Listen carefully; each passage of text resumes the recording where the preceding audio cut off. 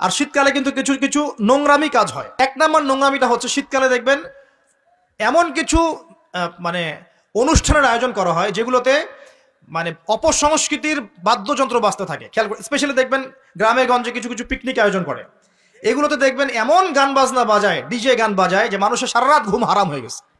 হয় না এরকম? এরকম হয়। ঐতিহ্য রক্ষা করতে সমস্যা নাই। শীতকালে আমাদের এখানে পিঠার উৎসব হতো না, তারপরে আমাদের এই যে একটা নবান্ন উৎসব হতো না, একটা দেশীয় লোকজ ঐতিহ্য থাকে, সেগুলো পালন করতে সমস্যা নেই যতক্ষণ পর্যন্ত সেগুলোর মধ্যে কোনো শিরক বেদাত বা হারাম না ঢুকছে, এগুলো পালন করতে সমস্যা নেই। কিন্তু আপনি পিকনিক করবেন, এখানে দেদারসে মিউজিক প্লে করবেন, ডিজে বাজাবেন, মানুষের ঘুম নষ্ট করবেন, হারাম করবেন, এটা কি ইসলাম জায়েজ করেছে নাকি? এই কাজগুলো শীতে বেশি হয়, সতর্ক থাকবেন। শীতে আবার দেখি আমরা অনেকেই কি করি, ব্যাডমিন্টন খেলেন, তাই না? সরকারি লাইন থেকে একদম মাশাআল্লাহ ইলেকট্রিক লাইন নিয়ে, যদি খেলতে হয় নিজের বাড়ির লাইন থেকে খেলবেন, নিজের বাসা থেকে লাইন নিয়ে খেলবেন।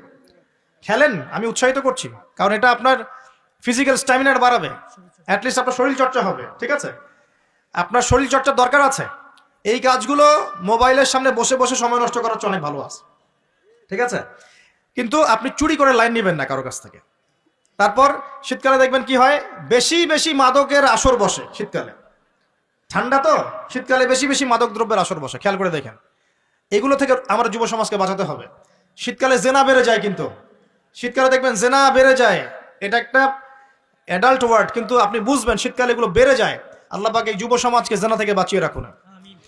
শীতকালে দেখবেন কনসার্ট বাড়ে, কিছু কনসার্ট বাড়ে না, মিউজিক্যাল কনসার্ট বাড়ে, দেখবেন মানুষ স্টেজে উঠে একদম কি লাফালাফি শুরু করে, কি মিউজিকগুলো প্লে করে, মানুষকে উন্মাদনার মধ্যে রেখে দেয়, এবং হাজারে না লক্ষ লক্ষ যুবক সেই কনসার্টগুলোতে যায়।